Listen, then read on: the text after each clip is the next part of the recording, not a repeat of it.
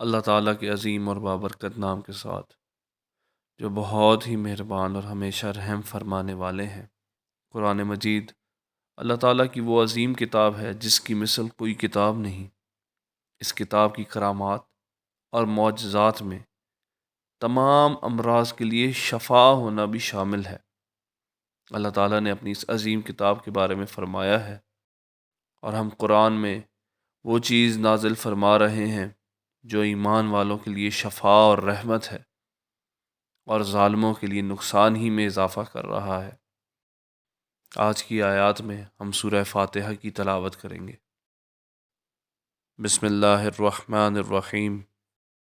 الحمد للہ رب العالمین، الرحمن الرحیم،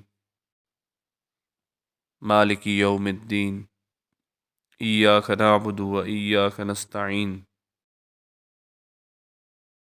اہدنا الصراط المستقیم، صراط الذین انعمت علیہم غیر المغضوب علیہم ولا الضالین۔ اللہ تعالی ہم سب کو روزانہ تلاوت کلام پاک کی توفیق عطا فرمائے۔